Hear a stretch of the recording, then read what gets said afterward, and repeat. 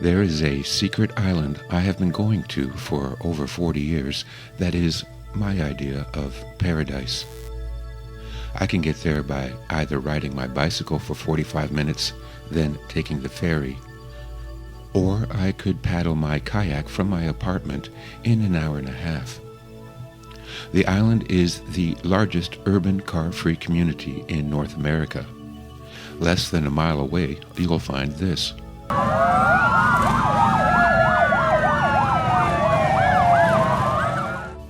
There are 6 million people that live within 20 miles of this place, yet almost no one knows about it. You can see from the following videos taken during the spring, summer, and fall that there are very few people around other than the locals. I guess everyone's either working, twittering, or watching the big game on TV. That's why I call it the Secret Island. What I love about this place is that it's a self-contained community, a haven far from the madding crowd. The streets are just sidewalks, and everyone gets around by walking or pedaling. Most of the houses are over 100 years old. Every home is unique, reflecting the spirit of the people who live there. There are no rules and bylaws to tell them what they can grow in their gardens, or how high the grass is allowed to grow, or what color you can paint your house. There's also no police, and no crime. There is a fire department, a school and school buses for the older kids, and even school buses for the nursery school kids. There's a church, lots of playgrounds, and an artist's retreat. There's a beach where you can swim and watch the sailboats on the lake, a tennis court, a baseball diamond, and cafes with outdoor patios. I like to sit and listen to the sounds of the village, the laughter of children playing, housewives talking over the back fence, someone playing the piano, a happy dog barking, the crickets and the birds, the wind in the willows, and the waves on the shore. And everywhere there are flowers. This might not be your idea of paradise, but this is the type of community I wish I grew up in. I wish I could have raised a family in. I wish I could have played with my grandchildren in. That would have been paradise. But I never had that, and most of you watching have never had it either, because it was stolen from us. For just the money that was spent on war in the last 10 years, the U.S. government could have built a home like one of these, in a community like this, for every family in America. Don't believe me? Do the math at the end of this video for yourself. They stole not just your money, but your productivity, the most productive people in the world. And instead of building a humane society, what they didn't keep for themselves, they spent on this.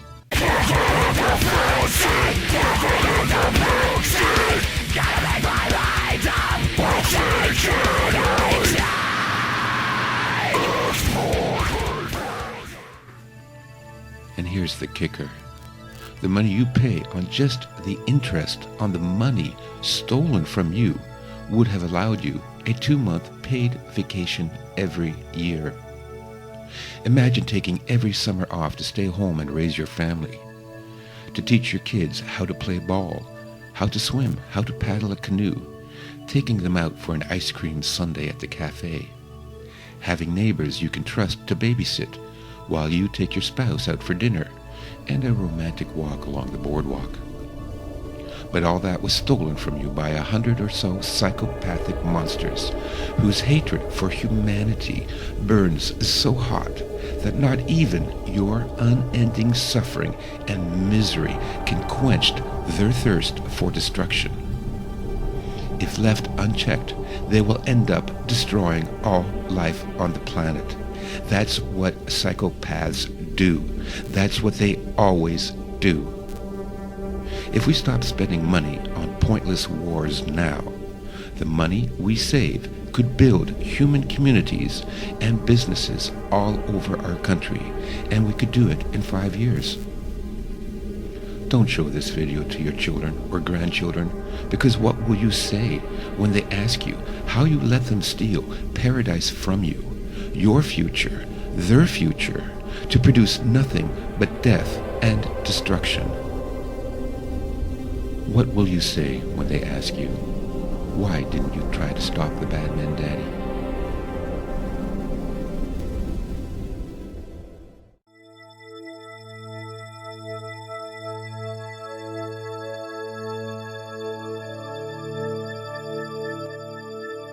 In my short video, Paradise Stolen, I made the claim that for the money, your money, spent in the past 10 years on war, the government could have built a small home on a small plot of land in a small community for every family in America.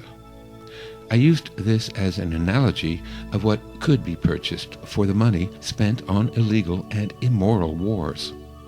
I'm not saying that the government should build homes for every family in America. But then again, if you are determined to piss away $6 trillion anyways, then why not spend it on a utopian dream that might benefit Americans? Could the outcome be worse than causing the gruesome death and destruction of millions of people? The arguments against such a proposal were what I expected. One argument claims that we are dreaming of an unworkable utopia, and that that way of living is inefficient, impractical, and not cost-effective. But these arguments are baseless and the result of lies and propaganda. We were lied to convince us that the insanity of our current economic system is the only system that could work to keep us from living like free human beings instead of cattle on a giant tax farm. So allow me to dispel the myth that it is inefficient and impractical to live decent lives in decent communities. I'll take just one out of hundreds of possible examples I could have chosen from. This is a small town in the north. Their one and only industry is logging. They cut down the logs and load them onto trucks. The trucks drive hundreds of miles and load the logs onto trains. The trains travel hundreds of miles where the logs are loaded onto ships. The ships sail thousands of miles where the logs are loaded onto trucks. The trucks drive hundreds of miles where the logs are unloaded at a sawmill. The sawmill cuts the logs into lumber where it is loaded onto trucks that drive hundreds of miles to a manufacturing plant. The manufacturing plant turns the lumber into cutting boards. The cutting boards are loaded onto trucks. The trucks travel hundreds of miles where they are loaded onto ships. The ships travel thousands of miles where the boards are loaded onto trucks. The trucks drive hundreds of miles to be unloaded at a warehouse. They are then put on trucks again where they are delivered to retail stores. So, when the lumberjack comes home from work, he finds his wife slicing bread on a cutting board that was made in China. Does anyone in their right mind think this is somehow efficient? And what about the so-called carbon footprint of shipping crap back and forth over the entire planet? But you, they're going to tax because you breathe too much. We are told that the low wages in China make this whole system profitable. I have my doubts. The Chinese are and have always been some of the most exploited people in the world. Factory workers typically work 12 to 16-hour shifts, 7 days a week, with 1 day off a month and 1 week off a year to visit their families. They are packed like sardines into company dorms, and many rely on methamphetamine to get through their shifts. They have suicide prevention nets around their factories, for God's sake. This system destroys jobs here, destroys lives in China, and destroys the environment the world over. And what happens when there are no more jobs here? Who is going to be able to afford bread, let alone a cutting board from China? The only thing this system is efficient at is making obscene profits for a few psychopaths before the whole system collapses and takes us all down with it. So, what's the alternative? How about we don't ship the logs to China? but instead build a sawmill in this town.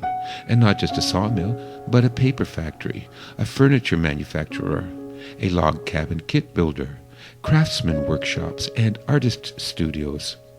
These provide decent jobs and wages which will support many other small businesses like shops and restaurants and theaters.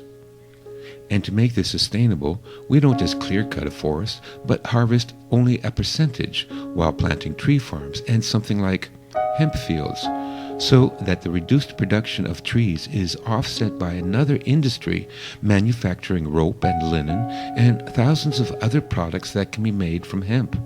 And the products can be transported on a light electric rail line to a distribution hub that links the country together and bypass that side trip to China.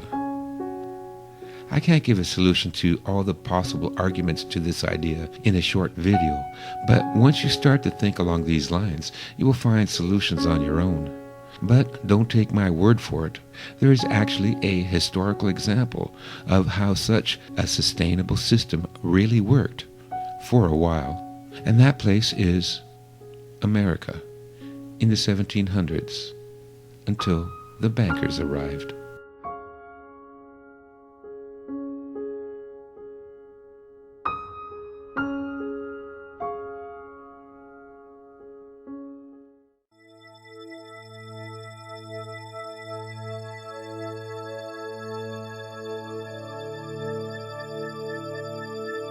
In my short video, Paradise Stolen, I used the analogy that for the money spent on the war in the past 10 years, we could have built a small home on a small plot of land in a small community for every family in America.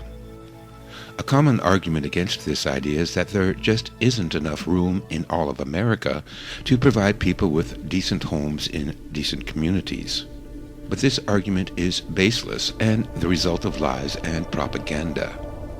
We were lied to convince us that there's so many people that we have to cram everyone into high-density housing in high-density cities because there's not enough room on the planet. So let's dispose of this myth, the myth of overpopulation. The community portrayed in the video consists of 262 homes, but for our purposes, we'll round it off to 250 homes. If we assume an average of 3 people per family, or 1 home for every 3 people, that would mean about 750 people live there. Including parks and playgrounds, the whole community sits on 12 acres of land. Now let's take the U.S. population of 320 million and divide them into communities of 750 people each, which gives us 426,666 villages. Each village sits on 12 acres, so multiply that by 12, equals 5,119,992 acres. Convert acres to square miles and we have just under 8,000 square miles. That means we could fit everyone in America in a 1-story home with a front yard and a backyard, with plenty of parks and playgrounds and waterways for every 750 people, and it would all fit easily on the available landmass of the state of New Hampshire, and still have 1,000 square miles to spare. That could leave the entire rest of the country, including Alaska, without a single person living there. See now how ridiculous it is to think that the entire landmass of the U.S. cannot provide the needs and resources for a low-density population taking up less room than New Hampshire. But let's go further. Let's take the entire population of the planet, 7.3 billion people. We do the same math. 7.3 billion divided by 750 times 12 acres converted to square miles, and we have 180,000 square miles. That means we could fit everyone in the world. Every American, Canadian, Australian, Mexican, European, Russian, Muslim, African, Hindu, Chinese, Japanese, Indonesian, and all of South America, in a one-story home with a front yard and a backyard with plenty of parks and playgrounds and waterways for every 750 people, and the entire world population could all fit easily on less than 75% of the available landmass of the state of Texas, and still have 80,000 square miles of Texas to spare. I think we can all agree there are too many people in the world, and we really should limit our reproduction. But too many people is not the reason that half the population of the world has to live in hunger and squalor, and the rest of us lives of desperation and alienation. So, why are we being herded into these high-density megacities? We've already shown that it's not efficient, and we know that there's plenty of room for everyone. Well, the answer is that a few dozen psychopaths want us to tear each other to pieces so that we won't unite against our slave masters. We are part of a giant laboratory experiment, and each of us is just an expendable little white lab mouse. Don't believe me? Well, don't take my word for it. Let's go back 50 years and take a look at some experiments by a Dr. John Calhoun called Mouse Utopia. The work of Dr. John Calhoun at the National Institute of Health in Washington, D.C. has attempted to answer this question. In a unique experiment that took years to complete, Dr. Calhoun used white mice to study population growth and its effects on individual behavior. In this 16-cell mouse habitat, utopian conditions of nutrition, comfort, and housing were provided for a potential population of over 3,000 mice. Yet, in spite of ideal conditions, the mouse population met with catastrophe. The population of the mice doubled every 60 days. This was called the exploit period. The third period, consisting of 300 days, found the population of mice leveling off. This was called the equilibrium period. Dr. Calhoun noticed that the newer generations of young were inhibited, since most space was already socially defined. At this time, some unusual behavior became noticeable. Violence became prevalent. Excess males strived for acceptance, were rejected, and withdrew. Huddling together, they would exhibit brief flurries of violence among themselves. Other young mice growing into adulthood exhibited an even different type of behavior. Dr. Calhoun called these individuals the beautiful ones. Their time was devoted solely to grooming, eating, and sleeping. They never involved themselves with others, engaged in sex, nor would they fight. All appeared as a beautiful exhibit of the species, with keen, alert eyes and a healthy, well-kept body. These mice, however, could not cope with unusual stimuli. Though they looked inquisitive, they were, in fact, very stupid. Dr. Calhoun called the last period the die phase, leading the population into extinction. Although the mouse utopia could house 3,000, the population began to decline at 2,200. In the shift from the equilibrium to the die phase, each animal became less aware of associates, despite all animals being pushed closer together. Dr. Calhoun concluded that the mice could not effectively deal with the repeated contact of so many individuals. The evidence of violence increased to the point where most individuals had had their tails bitten to some degree. Eventually, the entire mouse population perished. What the filmmakers fail to mention is that these mice would never have behaved that way if they weren't trapped in the narrow confines of the experiment.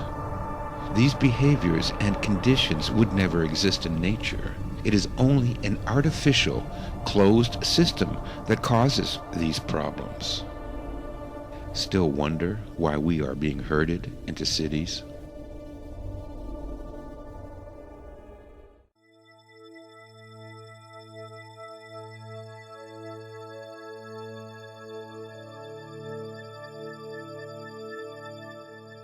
In my video, Paradise Stolen, I made the claim that with the money spent fighting wars, America could have created a paradise.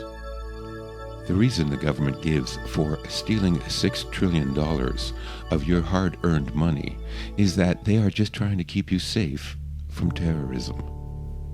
This argument is a lie for numerous reasons, but I'll only cover a couple of them. The first reason is saving lives. The number one cause of death in the U.S. is heart disease. You are 17,600 times more likely to die from heart disease than from a terrorist attack. If the government were to deal with this threat proportionate to the manner in which it deals with the threat of terrorism, then they would be nuking McDonald's franchises all over the world. You are also more than 8 times more likely to be shot by your local police than killed by terrorists. Yet, you don't see drone strikes on police stations. The fact is that the threat of dying from a terrorist attack is so low on the statistical scale that it's hardly on the scale at all. So we can safely put aside the myth that spending $6 trillion to murder Muslims around the world has anything to do with protecting American lives. This leaves us the justification of fighting terrorism because they are violating the human rights of people in third world countries. This is again another lie. It has been well documented in hundreds of mainstream and alternative journalistic articles and books that every third world despot and tyrant in the past 100 years has been installed and supported by the Western powers, especially the U.S. If America really wanted to stop human rights abuses around the world, then they would be black-bagging and hauling off to Guantanamo the heads of every major bank and multinational corporation in the country, since they are the ultimate source behind the abuse and exploitation of most of the world's populations. But let's cut to the chase. The prima facie case for the war on terrorism is the events of September 11th, 2001. 9/11 has been the excuse to launch wars, militarize the police, eliminate human rights, destroy the Constitution, justify kidnapping and torture, and carry out the full spectrum of spying and surveillance of the common citizen. And as we all know, 9/11 was an inside job. You know it, I know it, every political leader in the world knows it, and everyone on the planet with an IQ above 70 knows it. The truth is that the war on terror is actually a war on humanity, waged by a small group of diabolical interspecies predators. And you are forced, at the barrel of a gun, to pay for it all. The reason they get away with it is because most people are under the delusion that if they work hard, pay their taxes, keep their heads down, and never ask any uncomfortable questions, that the monsters will leave them alone. Well, history shatters this idea. People who stand up to the monsters will likely get a bullet in the head. But those that grovel are even more despised by the psychopaths. They don't get a bullet to the head. No, their deaths will be drawn out, slow and painful. They are worked until the stress and toxic environment in which they live causes horrific and painful diseases, where endless surgeries and poisonous medications, the literal death of 1,000 cuts, ensures that their last days on earth will be as miserable as possible, while their families suffer in anguish and are left with only a financial catastrophe. Modern humans with our knowledge and technology could have easily created a paradise, and instead we allowed ourselves to descend into hell on earth, because we continue to believe in an ancient evil, the evil of empire.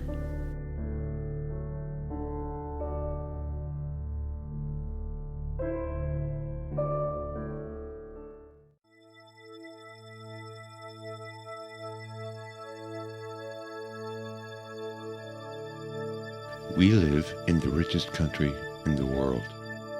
But when you take a look around you, you see hardship, poverty, homelessness, crime, corruption, alcoholism, addiction, broken homes and families.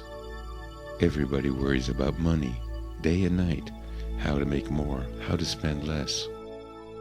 How is it possible for so much poverty to exist in a country with so many riches? To answer that question, you have to follow the money.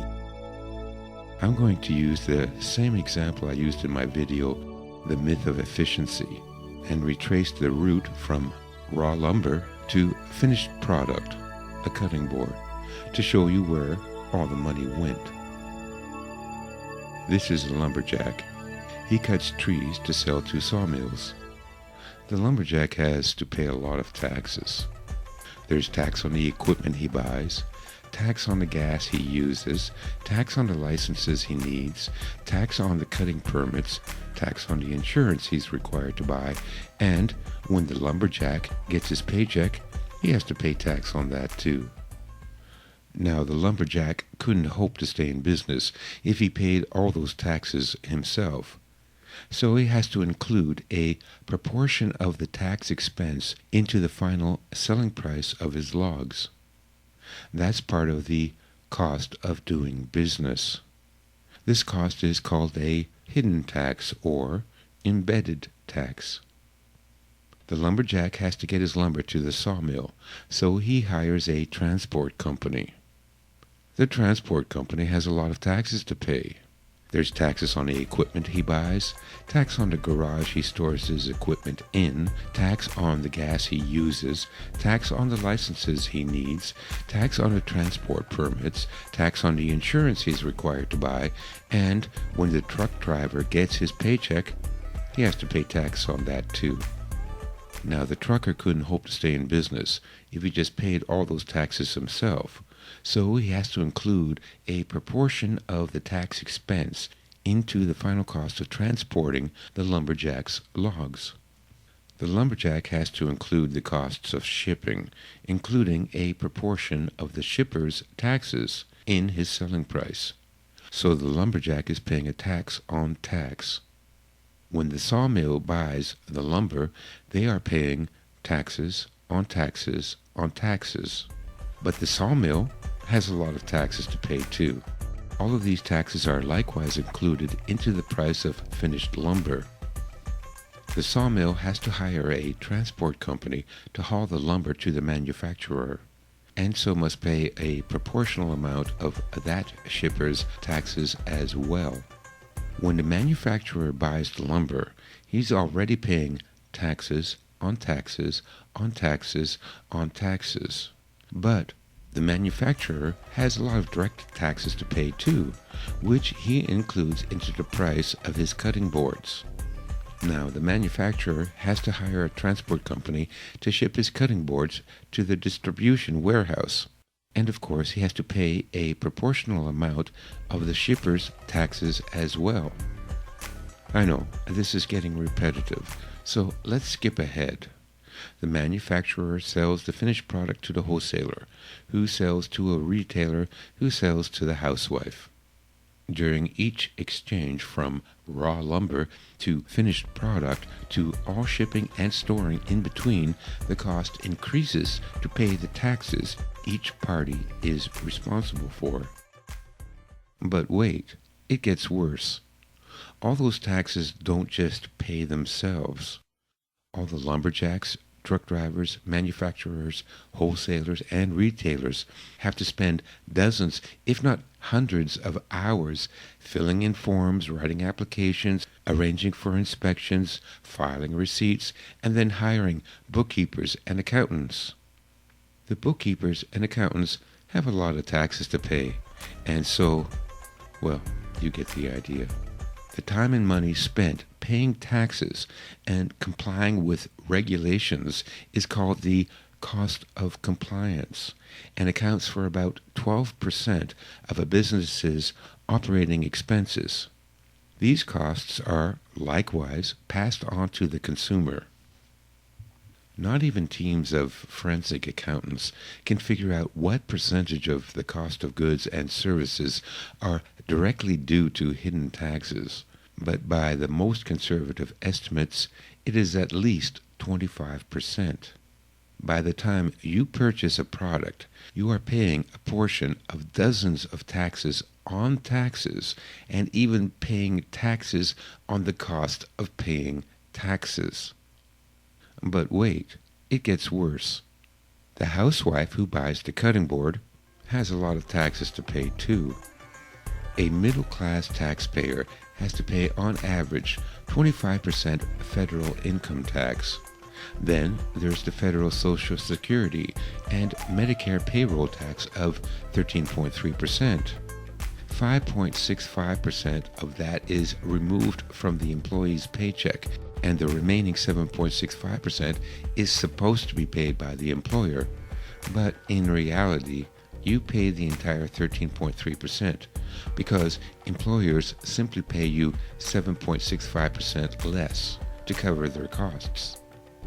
And then there are state taxes, which averages at 4.82% for the middle-class taxpayer, which brings the total to 43.12% in federal and state taxes. And it's going higher every year. So let's add it all up. For the $10 that a housewife spends to buy a cutting board, we first take away 43.12% for state and federal taxes. Then deduct 25% for the embedded taxes. Oh, and don't forget sales tax, anywhere between 5 to 15%, but let's average it out to 10%.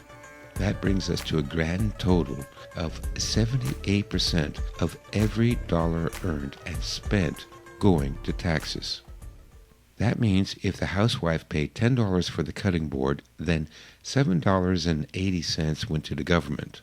That leaves $2.20 to pay the lumberjacks, the truck drivers, sawmill employees, manufacturers and their employees, the shippers and receivers and the forklift drivers, and even the sales clerks at the shopping center.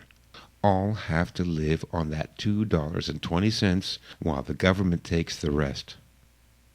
Let's look at this another way. Every day for the first 10 months of the year, you get up early in the morning, spend an hour or two in rush hour traffic, put in 8 to 12 hours at work, drive home through rush hour traffic, and every penny you earn goes to the government. That leaves you 2 months of every year to earn enough money to pay all your bills, housing, food, transportation, clothes for the kids, prescription drugs, and everything else you need for a whole year. So, the reason we are poor is not because of slumping stock markets or international trade or high cost of salaries or because you are lazy. No, the reason is that our governments and the banks that own them have stolen at least 80% of our lives and livelihoods. But wait, it gets worse. Despite robbing us at a rate the Sheriff of Nottingham could never have dreamed of, our governments have still managed to run up a debt into the untold trillions of dollars. Guess who has to pay that back? Those dirt-poor medieval peasants that Robin Hood tried to protect from the ravenous tax collectors of evil King John finally rebelled and forced the king to sign the first declaration of civil rights in history, the Magna Carta, the inspiration for the Constitution. So, what was the tax rate raised to that caused the whole of England to rise up in rebellion? 15%. And they still got 2 months off a year. We are worse off than peasants, and cunningly brainwashed to believe it's all our fault. But wait, it gets worse.